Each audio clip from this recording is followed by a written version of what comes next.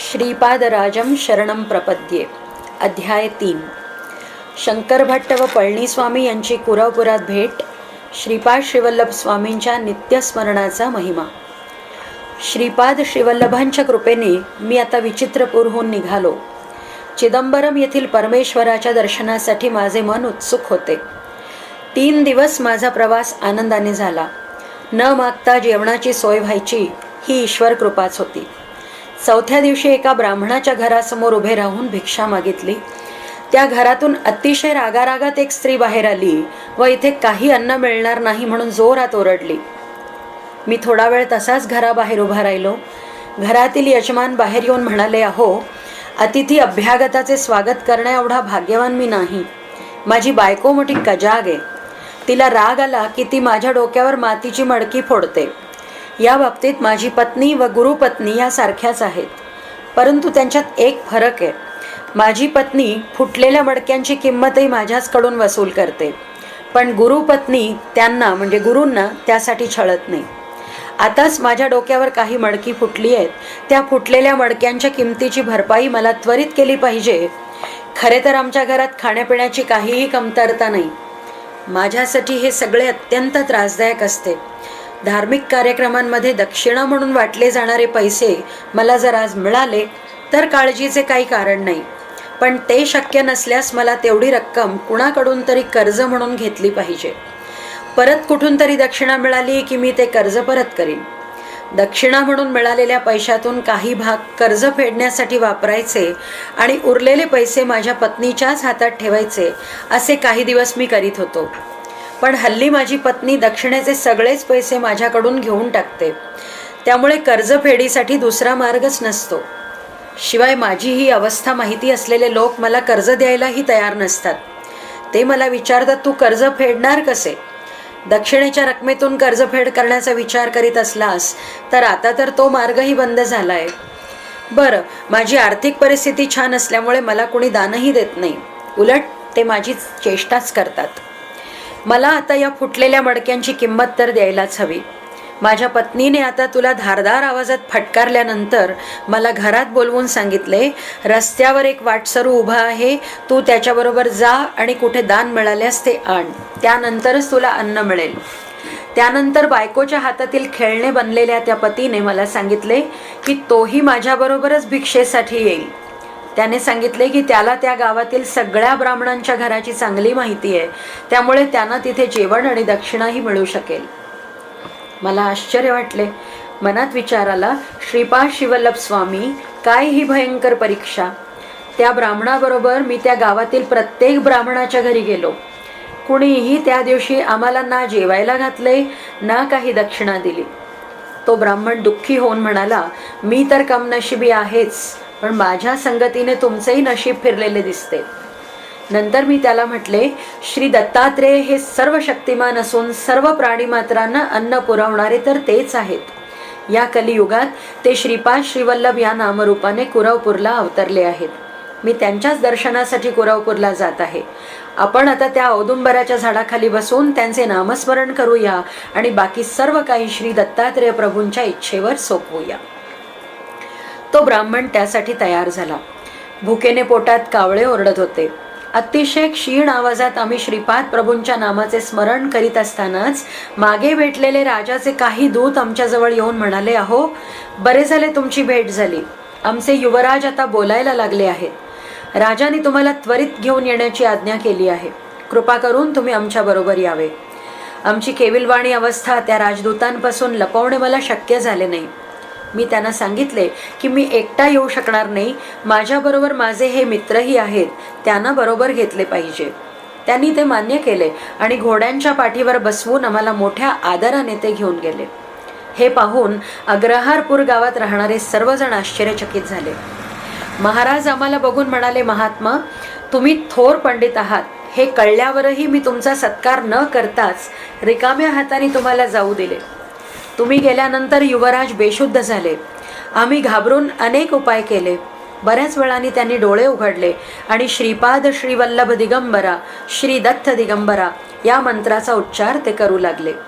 काही वेळाने युवराजांनी सांगितले की बेशुद्धावस्थेत त्यांना 16 वर्षांच्या अत्यंत देखण्या, आजानुबाहू, अत्यंत सुंदर आणि दैदिप्यवान यतींचे दर्शन झाले. त्या यतीने पवित्र विभूती त्यांच्या जिभेवर ठेवली आणि त्याच क्षणी त्यांची बोलण्याची शक्ती परत आली. राजाने मला विचारलं की ते यती कोण आहेत, ते राहतात कोठे, श्री भगवान दत्तात्रेय आणि त्या योग्यांमध्ये काय नाते आहे. राजाने मला या सर्व गोष्टींचा उलगडा करण्याची विनंती केली. मी अत्यंत नम्रपणे उत्तर दिले, श्रीपाद श्रीवल्लभ स्वामींची थोरवी मी कशी सांगणार. ते तर साक्षात दत्तप्रभूंचे अवतार आहेत. श्रीकृष्णाप्रमाणेच त्यांच्या अवताराचे स्वरूप अत्यंत वैशिष्ट्यपूर्ण आहे.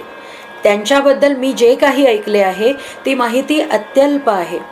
त्यांच्या दर्शनासाठीच मी कोल्हापूरला जात आहे. वाटेत येणाऱ्या पवित्र स्थळांचे व संतांचे दर्शन घेत आहे. विचित्रपुरातील विद्वज्जन या विचित्र घटनेने विस्मित झाले. राजाच्या स्वभावात सुधारणा झाली, ज्यामुळे त्यांची म्हणजेच ब्राह्मणांची सर्व त्रासांतून सुटका झाली. युवराजांचा मुकेपणा त्यांच्या 40 दिवसांच्या अनुष्ठानामुळे दूर झाला. या सर्व कारणांमुळे राजानेही श्रीपाद श्रीवल्लभांची स्तुती केली. स्वर्णदान देऊन राजाने माझा सत्कार केला. राजगुरू म्हणाले, महोदय, फार काळानंतर माझ्या अंतरंगात ज्ञानोदय झाला आणि मला दत्तमहिमा कळला. आतापर्यंत विष्णूला दूषणे देऊन शैव आणि शिवाला दूषणे देऊन वैष्णव पापाचे गाठोडेच गोळा करीत होते. या वैरभावाने कुठलेच उद्दिष्ट साध्य होऊ शकत नाही. उलट आम्ही देवाला दूषणे दिल्यामुळे आम्हाला अनेक प्रकारची दुःखे भोगावी लागली. जाणता अजाणता आम्ही भगवान दत्तात्रेयांना संतुष्ट करण्यासाठी 40 दिवसांचे अनुष्ठान केले. आम्ही तुमचे अत्यंत ऋणी आहोत. त्यांचा निरोप घेतला. माधव नंबुद्री नावाच्या ब्राह्मणानेही आमच्यासोबत येण्याचे ठरविले. त्यासाठी आम्ही आनंदाने तयार झालो. आम्ही तिघेही गावात पोचलो. राजाने दिलेले सोने अग्रहारपूरच्या ब्राह्मणांना दिले, ज्यांचे कर्ज देणे बाकी होते. सोने मिळाल्यानंतर माझ्या मित्राच्या त्या भांडकुदळ बायकोने आम्हाला जेवायला दिले. त्यानंतर ती पण श्रीपादांची भक्त झाली. तिच्या स्वभावात बदल झाला. तिच्यातला भांडकुदळपणा जाऊन तिची वृत्ती आता सात्विक झाली. मी आणि माधव नंबुद्री आता चिदंबरमकडे निघालो. अगस्त्य ऋषींनी धर्मशास्त्रा अय्यप्पा देवाच्या आचार्य पदासाठी गोदावरी मंडलातील रॅली या गावाचे रहिवासी असणाऱ्या परब्रह्म शास्त्रींना पण घेतले होते. कालांतराने जेव्हा मलय देशावर म्हणजेच आधुनिक केरळ राज्य करणाऱ्या राजघराण्यातून गर्तपुरीच्या गुंटूर नंबुरू गावातील वैदिक विद्वानांना आमंत्रित करण्यात आले, तेव्हा अनेक ब्राह्मणांनी नंबुरू सोडले आणि मलय प्रदेशात वैदिक ज्ञानाचा प्रसार केला. या लोकांना नंबुद्री ब्राह्मण असे म्हटले जाते. आदिशंकरांचे पूर्वजही नंबुरू गावचेच होते. धार्मिक व्रते, परंपरा, शिस्त आणि श्रद्धा, मंत्र, तंत्र आणि यंत्रविद्येतही नंबुद्री ब्राह्मण पारंगत होते. पण आमच्यासोबत असलेला माधव नंबुद्री हा निरक्षर होता. काही ब्राह्मणांच्या घरी स्वयंपाक करून तो आपला उदरनिर्वाह करीत असे. त्याचे दुर्भाग्य की बालपणीच मातापित्यांचे छत्र नाहीसे झाले. जवळच्या नातेवाईकांनीही त्याला मदत केली नाही, परंतु तो दत्तप्रभूंचा निस्सीम भक्त होता. श्रीपाद श्रीवल्लभांच्या अवताराविषयी ऐकल्यानंतर तर लवकरात लवकर त्यांचे दर्शन घेण्यासाठी तो उत्सुक होता. चिदंबरम जवळच एक महान सिद्ध पुरुष राहत होते असे आम्ही ऐकले. डोंगराळ प्रदेशात एकांतात राहणाऱ्या श्री पळणी स्वामी या वृद्ध तपस्व्यांना आम्ही भेटलो. गुहेच्या दाराजवळ जाताच श्री पळणी स्वामींनी आम्हाला बघून, माधवा, शंकरा, दोघेही आलात, आमचे अहोभाग्य असे उद्गार काढले. परिचय नसताना आम्हाला आमच्या नावाने हाक मारणारे हे अवश्य सिद्ध पुरुष आहेत याविषयी शंका उरलीच नाही. दयामूर्ती स्वामी म्हणाले, बाबांनो, श्रीपाद श्रीवल्लभांच्या आज्ञेप्रमाणे मी या देहाचा त्याग करून दुसऱ्या तरुण अशा देहात प्रवेश करण्याची वेळ आता आली आहे. या शरीराचे वय 300 वर्षे आहे. हे जीर्ण शरीर सोडून नव्या देहात पुन्हा 300 वर्षे राहावे अशी श्रीपादांची आज्ञा आहे. जनन मरण रूपी सृष्टीक्रमाच्या पलीकडे असलेल्या जीवनमुक्तांना सुद्धा श्रीपादांची आज्ञा झाल्यास परत यावे लागते. समस्त सृष्टीला चालवणारा महासंकल्प श्रीपाद श्रीवल्लभांच्या रूपाने अवतरला आहे. उच्च अवस्थेतील, उच्च क्षेत्रातील सूक्ष्म लोकातून खाली उतरून त्यांचे मानव रूप धारण करणे हे खरोखरच दुर्मिळ आहे. हा त्यांचा व्यापक योगावतार आहे. त्यांच्या आशीर्वादाच्या अमर्याद शक्तीने त्यांचे अनेक अंशावतार भक्त रक्षणार्थ या पृथ्वीवर होतील. पुढे पळणीस्वामी म्हणाले, अरे शंकरा, तू विचित्रपुरात कणाद महर्षी आणि त्यांच्या कण सिद्धांताचा उल्लेख केला होतास, त्याच्याबद्दल परत समजावून सांग ना. कणाद महर्षींचा सिद्धांत, कण सिद्धांत. त्यावर मी स्वामीजींना म्हटले, स्वामीजी मला क्षमा करा, कणाद महर्षी आणि त्यांच्या सिद्धांताच्या बाबतीत माझी माहिती अत्यल्प आहे. मी सांगितलेली माहिती ही दत्तप्रभूंच्या कृपेने माझ्या तोंडून त्यांनीच वदविली होती, हे तर आपण जाणताच. प्रेमस्वरूप पळणीस्वामींनी त्यानंतर कणसिद्धांत सांगायला सुरुवात केली. ते म्हणाले, समस्त सृष्टीचा निर्माण परमाणूंनी झाला आहे. त्या परमाणूंपेक्षाही सूक्ष्म अशा कणांच्या अस्तित्वाने विद्युत शक्ती उद्भवते. ज्याप्रमाणे स्थूल सूर्याभोवती ग्रह आपल्या वेगवेगळ्या कक्षेत परिभ्रमण करीत असतात, त्याचप्रमाणे हे परमाणूंपेक्षाही सूक्ष्म असणारे कण सुद्धा आपापल्या केंद्रबिंदूभोवती आपल्या विशिष्ट कक्षेत फिरत असतात. या सूक्ष्म कणांपेक्षाही सूक्ष्म अशा स्थितीत प्राण्यांचे समस्त भावोद्वेग स्पंदित होत असतात. स्पंदनशील जगात काहीच स्थिर नाही. स्थिर दिसणारी वस्तू प्रत्यक्षात सूक्ष्म रूपात स्पंदनशीलच असते. चंचलता हा याचा स्वभाव आहे. क्षणाक्षणाला बदलणे हा याचा स्वाभाविक गुणधर्म आहे. या स्पंदनापेक्षाही सूक्ष्म स्थितीत दत्तप्रभूंचे चैतन्य असते. श्री दत्तप्रभूंची कृपा मिळवणे जितके सोपे, तेवढेच कठीण आणि कष्टदायी पण आहे. या प्रत्येक कणाचे अनंत भाग केल्याने एक एक कणाचा भाग शून्य समान होतो आणि अनंत अशा महाशून्यांच्या संयोगाचे फळ म्हणजेच ही चराचर सृष्टी. सृष्टीत जे पदार्थ तयार होतात त्याच्याच विरुद्ध गुणांचे पदार्थही तयार होतात. या दोहोंचे मिश्रण झाल्यास व्यतिरेकी म्हणजेच विरुद्ध पदार्थांचा नाश होतो. पदार्थ आपली लक्षणे आणि गुणधर्म बदलू शकतात. पूजा अर्चना करण्यासाठी सगुण रूप मूर्तीची प्राणप्रतिष्ठा केली तर त्या मूर्तीला चैतन्य प्राप्त होऊन ती भक्तांची मनोकामना पूर्ण करू शकते. सर्व मंत्रांचा उगम कुंडलिनी शक्तीत आहे. सर्वसामान्यपणे असे समजले जाते की गायत्री मंत्रामध्ये 3 पाद आहेत, परंतु या मंत्रात 4था पाद किंवा चरण परोरजसी सावधोम असा आहे. चतुष्पाद गायत्री निर्गुण ब्रह्माचे सूचक आहे. कुंडलिनी शक्तीच्या 24 तत्वाने या विश्वाची उत्पत्ती होते. गायत्री मंत्रातही 24 अक्षरे आहेत. 24 या संख्येला गोकुलम असेही म्हणतात. गो म्हणजे 2, कुलम म्हणजे 4. ब्रह्मस्वरूपात कोणताच बदल होत नाही. परिवर्तनातीत असल्यामुळे ते 9 या संख्येने सूचित केले जाते. 8 ही संख्या महामायेचे स्वरूप दर्शविणारी आहे. श्रीपाद श्रीवल्लभ आपल्या विशिष्ट आवडणाऱ्या भक्तगणांना 2 चौपाती देव लक्ष्मी असे म्हणत मागणी करीत असत. परब्रह्म हेच सर्व जीवांना पतिस्वरूप व परमात्मा स्वरूप आहे. पतिदेव म्हणजे 9 ही संख्या, चौ म्हणजे 4 या संख्येची सूचक आहे, लक्ष्मी म्हणजे 8 ही संख्या, 2 म्हणजे 2 ही संख्या व याप्रमाणे 2 चौ पती देव लक्ष्मी याचाच अपभ्रंश 2 चौपाती देव लक्ष्मी असा झाला. 2 पोळ्या मागण्याऐवजी चमत्कारिकपणे श्रीपाद प्रभू 2 चौपाती देव लक्ष्मी अशा अपभ्रंश स्वरूपात आपली भिक्षा मागत असत. असे करीत असताना ते सर्व जीवांना 2, 4, 9, 8 या गूढ अंकांची आठवण करून देत असत. गोकुळातील म्हणजे गोकुलम परब्रह्म व पराशक्ती हे श्रीपाद श्रीवल्लभ रूपात आहेत व श्रीकृष्ण परमात्मा हेच श्रीपाद श्रीवल्लभ आहेत याची नोंद घे. त्यांच्या निर्गुण पादुका गायत्री मंत्र स्वरूप आहेत असे आम्ही जाणतो. स्वामी पुढे म्हणाले, बाबा शंकरा, स्थूल मानव शरीरात 12 प्रकारचे भेद आहेत. आपल्या सर्वांच्या अनुभवास येत असलेले हे स्थूल शरीर स्थूल सूर्याच्या प्रकाशाने प्रभावित होत असते. क्रियायोगाची साधना केल्यास शरीरातील सूक्ष्मातिसूक्ष्म स्पंदनांचा अनुभव येतो. 12 भेदांच्या या शरीरावर 12 आदित्याचे आधिपत्य असते. श्रीपाद श्रीवल्लभांच्या दिव्य स्थूल शरीराला विस्मयकारक दिव्य स्पंदनांची देणगी लाभलेली आहे. पीठिकापुरम येथे मानवी शरीराने अवतरित होण्यापूर्वी श्रीपाद प्रभू या प्रदेशात येऊन गेले. त्याला सुमारे 108 वर्षे झाली. त्यांनी माझ्यावर अनुग्रह केला. सध्या ते ज्या स्वरूपात कुरवपूरला आहेत त्याच स्वरूपात ते इथे आले होते. त्यांच्या दिव्य लीलांचा अंत कुठे आहे? श्रीपाद शिवल्लभ इथे आल्यावर काही काळानंतर हिमालयातील काही महर्षींनी बद्री केदार तीर्थक्षेत्रातील बद्रीनारायणाची ब्रह्मकमळे अर्पण करून पूजा केली. ती सर्व ब्रह्मकमळे श्रीपाद शिवल्लभांच्या मंगलचरणी येऊन पडत असल्याचे मी स्वतः पाहिले होते. श्रीपाद प्रभूंचे अस्तित्व कालातीत व अवकाशातीत आहे. पळणी स्वामींचे हे पवित्र वक्तव्य ऐकून मला विलक्षण अनुभव आला. त्यानंतर मी त्यांना विचारले, स्वामी, ब्रह्मकमळे म्हणजे काय? ती कुठे उपलब्ध असतात?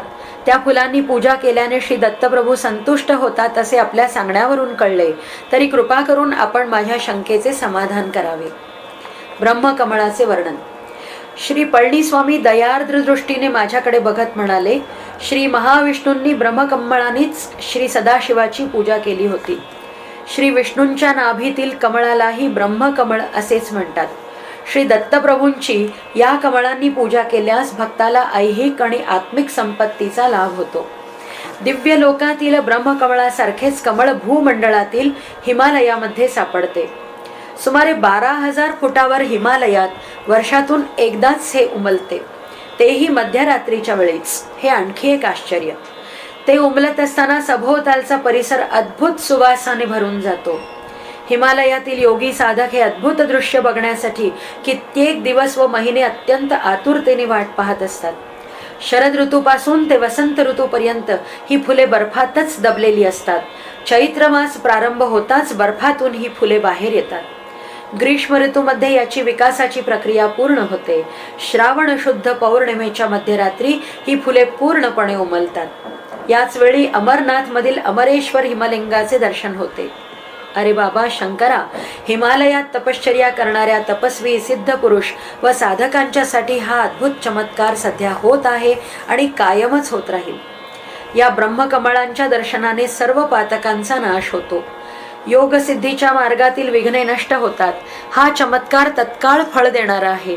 त्यामुळे या कमळाच्या दर्शनाने योगी, तपस्वी, सिद्ध पुरुष आपापल्या मार्गात उन्नत स्थान प्राप्त करतात. ज्या भक्तांच्या व साधकांच्या भाग्यात या ब्रह्मकमळाच्या दर्शनाचा लाभ असतो त्या सर्वांना दर्शन झाल्यावर हे कमळ अंतर्धान पावते. बाबा शंकरा, आता मी 10 दिवसांपर्यंत समाधी अवस्थेत राहण्याचा निश्चय केला आहे. दर्शन घेण्यासाठी कोणी आल्यास माझ्या समाधीचा भंग होणार नाही अशा पद्धतीने तू आणि माधव यांनी त्यांना शांतपणे दर्शन घेण्यास सांगावे. सर्पदंशाने मृत झालेल्याला मात्र कोणी घेऊन आल्यास त्यांना मी समाधीत असल्याचे सांगून त्यांच्या मृतदेहास नदीच्या प्रवाहात टाकण्यास सांगावे किंवा जमिनीत पुरून ठेवावे अशी माझी आज्ञा असल्याचे सांगावे. श्री पळणी स्वामी आसनावर बसून समाधीस्थ झाले. मी आणि माधव दोघे येणाऱ्या भक्तांना दुरून शांतपणे स्वामींचे दर्शन घ्यायला सांगत होतो. दर्शनासाठी आलेल्या काही भक्तांनी डाळ, तांदूळ, पीठ असे साहित्य स्वामींना अर्पण करण्यासाठी आणले होते. जवळच खाली पडलेल्या नारळाच्या फांद्या जाळून त्यावर स्वयंपाक करण्याचे माधवने ठरविले. मीही त्याला संमती दिली. दुसऱ्या एका भक्ताला बरोबर घेऊन माधव ती फांदी उचलायला गेला खरा, परंतु दैव दुर्विलासच म्हणा, नारळाची ती फांदी उचलताच त्याच्या खाली लपलेल्या नागाने माधवला कडकडून दंश केला. त्या सर्पाचे विष एवढे जहाल होते की माधव तत्काळ काळा निळा होऊन मृत होऊन जमिनीवर कोसळला. दोघा तिघांनी मिळून त्याचा देह गुहेजवळ आणून स्वामींच्या आज्ञेप्रमाणे जमिनीत खड्डा करून पुरून ठेवला. तेथील सर्व लोकांनीच यासाठी मला मदत केली. माधवाचे पवित्र हृदय, पवित्र भक्ती आणि श्रीपाद श्रीवल्लभांबद्दल असलेली श्रद्धा याचे मला स्मरण होऊन मी फार दुःखी झालो. प्रारब्ध अटळ असते असे म्हणून मी स्वतःचे सांत्वन केले. या दुःखद घटनेनंतर मी अशाच एका दुसऱ्या दुःखद घटनेचा साक्षीदार झालो. साधारण 18 वर्षे वयाच्या एका तरुण व्यक्तीचे नातेवाईक त्याचे मृत शरीर घेऊन आले. ते अत्यंत दुःखी होऊन विलाप करीत होते. सर्पदंशानेच त्या तरुणाचाही मृत्यू झाला होता. त्यांनाही स्वामीजी योग समाधीत असल्याचे मी सांगितले आणि त्यांच्या आज्ञेप्रमाणे त्याचे पार्थिव शरीर जमिनीत पुरून ठेवण्यास सांगितले. तेथील इतर भक्तांनी त्या पाहुण्यांना माधवबद्दल सांगितले की तोही अशाच प्रकारे मरण पावला आणि त्याचेही शरीर स्वामींच्या आज्ञेप्रमाणे जमिनीत पुरून ठेवले आहे. ते दुःखी लोक मान खाली घालून आपल्या दुर्दैवाला दोष देत होते. अटळ परिस्थितीत त्यांनी त्या तरुणाच्या मृतदेहाला जमिनीत पुरले. दररोज स्वामींच्या दर्शनासाठी 3-4 लोक येत असत आणि समाधीस्थ स्वामींचे शांतपणे दर्शन घेऊन ते निघून जात. असे 10 दिवस गेले. 11व्या दिवशी पळणी स्वामींमध्ये जागृतीची लक्षणे दिसू लागली. ब्राह्म मुहूर्तावर स्वामी पूर्ण जागृतावस्थेत आले आणि त्यांनी माधवाला हाक मारली. मी रडतच त्यांना घडलेल्या प्रकाराबद्दल सांगितले. स्वामींनी माझे सांत्वन करीत माझ्याकडे योग दृष्टीने बघितले. तेव्हा माझ्या मेरुदंडात काहीतरी सळसळ जाणवली आणि त्या ठिकाणी असह्य वेदनांची जाणीव झाली. पुन्हा स्वामींनी प्रसन्नतेने माझ्याकडे बघितले आणि माझी सारी वेदना नाहीशी झाली. स्वामी मला म्हणाले, बाबा शंकरा, माधवाला स्थूल शरीराने श्रीपादांचे दर्शन होणार नव्हते, पण त्याचे सूक्ष्म शरीर गेले 10 दिवस कुरवपुरात श्रीचरणांच्या सान्निध्यात आहे. काही झाले तरी त्याची इच्छा मात्र पूर्ण झाली आहे. श्रीपाद श्रीवल्लभांची लीला अगाध आहे. काल कर्म कारण यांचे रहस्य कुणीही जाणू शकत नाही, हेच खरे. ते केवळ श्रीपादांनाच साध्य आहे. माधवाला पुन्हा स्थूल शरीरात आणून जिवंत करण्याचे काम प्रभूंनी माझ्यावर सोपवले आहे. आपण ते काम आधी करूया, असे श्री स्वामी म्हणाले. आतापर्यंत मनाला झालेले सर्व दुःख क्षणार्धात नाहीसे झाले. माधव पुनर्जीवित व्हावा यापेक्षा अधिक आम्हाला तरी काय हवे होते. माधवाला पुरलेल्या ठिकाणी आम्ही आलो. त्याचे मृत शरीर बाहेर काढले. मला इतर दोघांनी मदत केली. नंतर दक्षिणेकडील घनदाट असलेल्या ताडाच्या झाडाजवळ जाऊन स्वामींनी मोठ्याने साद घातली. हे माधवाला दंश केलेल्या नागराजा, श्री पळणी स्वामींच्या जवळ आलेच पाहिजेस, ही श्रीपाद श्रीवल्लभांची आज्ञा आहे. हे सर्व करीत असताना आम्ही अत्यंत काळजीपूर्वक श्री पळणी स्वामींच्या सूचनांचे पालन केले. श्री पळणी स्वामींनी आपल्या वस्त्रांतून 4 कवड्या काढून मृतदेहाच्या 4 बाजूंना ठेवल्या. थोड्याच वेळात त्या कवड्या जागच्या जागी उंच उंच उडू लागल्या आणि नंतर मोठा ध्वनी करत 4 दिशांना फडफडत उडून नाहीशा झाल्या. काही वेळाने उत्तरेकडून एक साप जमिनीवरून सरपटत आला. तो फार व्याकुळ अवस्थेत होता. स्वामींच्या 4 कवड्या त्याच्या फण्यामध्ये रुतून बसल्या होत्या. स्वामींनी त्या सर्पाला माधवाच्या शरीरातले विष काढून घेण्यास सांगितले. त्याप्रमाणे त्या सर्पाने दंश केलेल्या जागेतून ते विष ओढून घेतले. श्री पळणी स्वामींनी मनात श्रीपाद श्रीवल्लभांच्या नामाचे स्मरण करीत त्या सर्पावर मंत्रोदक शिंपडले. तो सर्प श्री पळणी स्वामींच्या चरणांना स्पर्श करून आणि त्यांना 3 प्रदक्षिणा घालून तिथून निघून गेला. श्री दत्त भक्तांना अन्नदान केल्याचे फळ. श्री पळणी स्वामी म्हणाले, अरे शंकरा, हा साप म्हणजे गेल्या जन्मी एक स्त्री होती.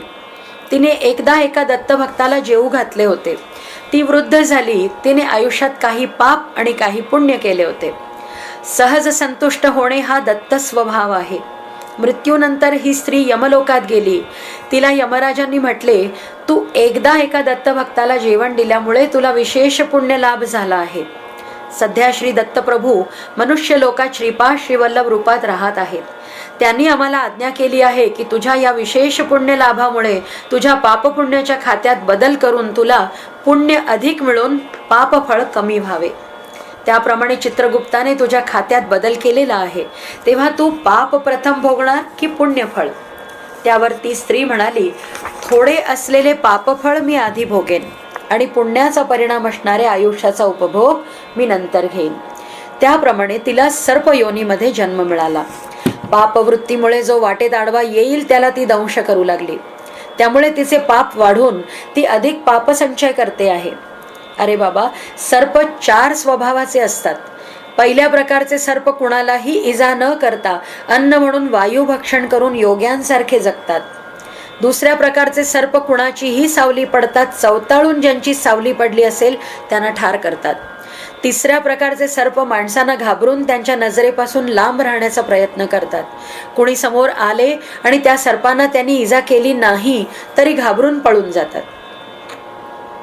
चौथ्या प्रकारचे सर्प खुनशी प्रवृत्तीचे असून दिसेल त्याला दंश करतात. ती स्त्री रजोगुणी असल्यामुळे केवळ तिच्या जवळ गेलेल्या माधवाला तिने दंश केला होता. तिच्या पूर्व पुण्याईनेच तिने माधवाला दंश केला होता. योग्य समयी श्रीपाद श्रीवल्लभांच्या कृपेने सर्पयोनीतून त्या स्त्रीची मुक्ती झाली आणि तिला चांगली गती मिळाली. माधव मात्र पूर्वजन्मीच्या पापामुळे मरणासन्न अवस्थेत पोचला होता. गर्भावस्थेतील जीव सर्पस्वरूपात असतो. नागदोषामुळे संतान नष्ट होते असे म्हणतात. श्री दत्तप्रभू अल्पसंतोषी आहेत. थोड्या सेवेने प्रसन्न होऊन ते भक्ताला अपार फळ देतात. श्री दत्तांच्या नावाने योग्य व्यक्तीस अन्नदान केल्यास दात्याला त्या अन्नदानाचे विशेष फळ मिळते. अन्नाच्या काही भागाने मन तयार होते. अन्नदात्याचे मन, बुद्धी, चित्त व शरीर मंगल स्पंदनाने भरून जाते आणि त्याच्यावर महालक्ष्मीची कृपा होऊन त्याला विपुल समृद्धी प्राप्त होते. त्याच्यात सृष्टीतील सर्व वस्तूंना आपल्याकडे आकर्षून घेण्याची शक्ती उत्पन्न होते. या संपूर्ण सृष्टीचे कार्य अशा सूक्ष्म स्पंदनांनी व नियमांनी चालत असते. श्रीपाद श्रीवल्लभांचा महिमा. श्री पळणीस्वामी आता पुढे म्हणाले, श्रीपाद श्रीवल्लभांचे नामस्मरण लक्ष्मी, धन, ऐश्वर्य व समाधान प्रदान करते. श्री लक्ष्मीची अपार कृपा त्यांच्या नामस्मरणाने प्राप्त होते.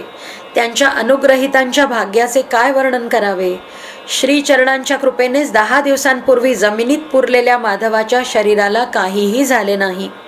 त्याला प्राणदान देणाऱ्या श्रीपादांची करुणा, दया, भक्ती व प्रेम याचे वर्णन कसे करावे. हळूहळू माधवाच्या शरीरात चैतन्य आले. त्याने तहान लागल्यामुळे पाणी मागितले. श्री पळणीस्वामींनी त्याला समजावून प्रथम तूप प्यायला सांगितले. ते तूप सुद्धा 100 वर्षांचे जुने होते.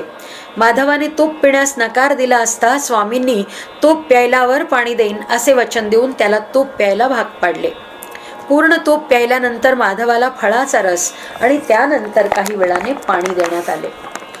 नागलोकांचे वर्णन. माधव पुनर्जीवित झाल्यामुळे आता आमच्या आनंदाला उधाण आले होते. आता माधव आपला अनुभव सांगू लागला. तो म्हणाला, मी सूक्ष्म शरीराने कुरवपुरात पोचलो आणि श्रीपाद श्रीवल्लभांचे दर्शन घेतले.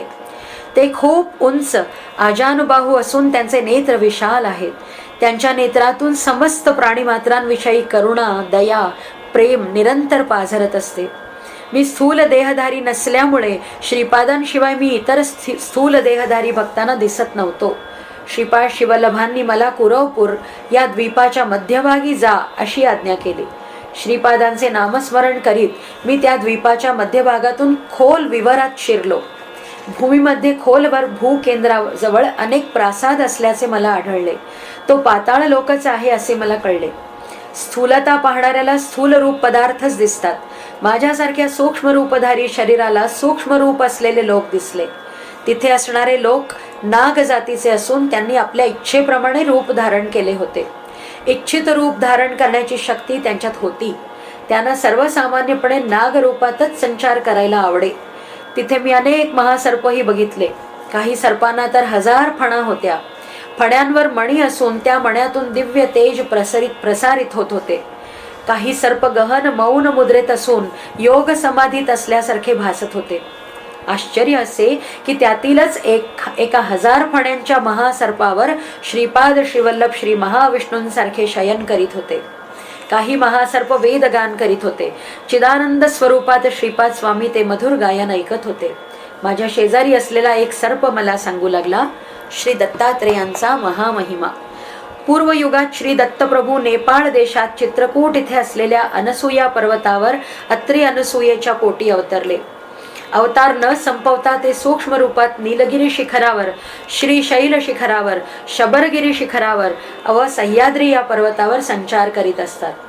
दिशा हेच त्यांचे वस्त्र असल्याने दिगंबर म्हणून ते प्रसिद्ध आहेत. सह्याद्रीवर श्री दत्त योगमग्न असतात. नाथ संप्रदायातील गोरक्षनाथाला त्यांनी योग मार्गाचा उपदेश केला. ज्ञानेश्वरांना खेचरी मुद्रेत बसलेल्या योग्याच्या रूपात दर्शन दिले. श्री दत्तप्रभू देश कालातीत आहेत. श्री प्रभूंच्या सान्निध्यात आपल्याला भूत, भविष्य, वर्तमान हे वेगवेगळे जाणवत नाही. सगळेच नित्य वर्तमानच भासते. अनघा समवेत दत्तात्रेय दर्शन. माझ्याजवळ असलेला दुसरा सर्प म्हणाला, बाबा माधवा, आम्ही कालनाग असून आम्हाला ऋषीश्वर म्हणतात. श्री दत्ताने 1000 वर्षे विश्वाचे पालन केल्यानंतर गुप्त व्हायचे ठरविले. ते नदीच्या पाण्याखाली गेले आणि काही वर्षे जलमग्न अवस्थेत राहिले. त्यानंतर ते पाण्याच्या पृष्ठभागावर आले. आम्ही त्यांचे शिष्यगण ते परत बरोबर येतील म्हणून तिथेच वाट बघत होतो. पण आम्हाला कल्पना होती की ते आमच्यापासून स्वतःला लपविण्याचा प्रयत्न करीत होते. ते परत पाण्यात बुडी मारून अनेक वर्षांनी बाहेर आले. यावेळेस मात्र त्यांच्या एका हातात मदिरा पात्र आणि दुसऱ्या हातात 16 वर्षांची सुंदर कन्या होती. मदिरासक्त सदैव गुंगीत असणाऱ्या स्त्री लोलूप अशा व्यक्तीला आपण आतापर्यंत संभ्रमित होऊन आपले दैवत समजत होतो असा गैरसमज करून आम्ही तिथून परतलो. तेही अदृश्य झाले. ते अदृश्य झाल्यावरच आमच्या डोक्यात प्रकाश पडला. त्यांच्या हातातील मदिरा पात्र योगानंद स्वरूप अमृताने भरले होते आणि ती सुंदरी लक्ष्मी, पार्वती आणि सरस्वती अशी त्रिशक्ती रूपिणी अनघा लक्ष्मी देवी आहे याचे आम्हाला स्मरण झाले. त्यांनी पुन्हा या भूमीवर अवतार घ्यावा यासाठी आम्ही घोर तपश्चर्या केली. श्री दत्तात्रेय करुणाघन असल्याने ते पीठिकापुरात श्रीपाद श्रीवल्लभ या नावाने अवतरले. श्री कुरवपुराचे वर्णन. प्रभू श्री दत्तात्रेय ज्या जागेवर स्नानासाठी पाण्यात उतरले व अदृश्य झाले ती जागा म्हणजेच पवित्र कुरवपुर आहे. ते जलसमाधीत असताना आम्ही सुद्धा आमच्या सूक्ष्म स्पंदनाने या सूक्ष्म लोकात योग समाधीत होतो. कौरवांचा आणि पांडवांचा मूळ पुरुष जो कुरु, त्याला दिव्य ज्ञानोपदेश झालेले पवित्र स्थळ म्हणजे हेच कुरवपूर. बाबा माधवा, या कुरवपुराचे महात्म्य वर्णन करण्याचे सामर्थ्य आदिशेषास सुद्धा नाही. सदाशिव ब्रह्मेंद्र स्वामींची पूर्वगाथा. श्रीपाद श्रीवल्लभांच्या मंगल चरणांना मी अत्यंत नम्र भावाने नमस्कार केला. त्यावेळी करुणाघन प्रभू म्हणाले, वत्सा, हे माझे दिव्य सुंदर दर्शन म्हणजेच फार अलभ्य योग आहे, जो अतिशय दुर्मिळ आहे. तुझ्याशी संवाद केलेला एक सर्प पुढील शतकात ज्योती रामलिंग स्वामी या रूपाने अवतरून तेजस्वी ज्योती रूपातच अंतर्धान पावेल. तुझ्याशी बोललेला दुसरा सर्प सदाशिव ब्रह्मेंद्र या नावाने येत्या शतकात अवतार घेऊन अनेक लीला करेल. श्री पीठिकापूर माझे अत्यंत प्रिय स्थान आहे. माझ्या पादुका पीठिकापुरममध्ये मी जन्मलेल्या माझ्या आजोबांच्या घरीच प्रतिष्ठित होतील. माझा जन्म आणि कर्म अत्यंत दिव्य, रहस्यमय आणि गोपनीय आहे. त्या पादुका काळजीपूर्वक जतन केल्या पाहिजेत. आता तू श्री पीठिकापुरातील माझ्या पादुका जिथे प्रतिष्ठित होतील त्या जागेतून पाताळात जाऊन तेथील तपोनिष्ठ कालनागांची भेट घेऊन परत ये. श्री पळणीस्वामी मंद हास्य करीत म्हणाले, बाबा माधवा, पीठिकापुरातील कालनागाविषयी चर्चा आता नंतर करू. आता आपण लवकरच स्नान आदी आटपून ध्यानास बसावे अशी श्रीपाद प्रभूंची आज्ञा आहे. श्रीपाद श्रीवल्लभांचा जय जयकार असो. अध्याय 3 समाप्त.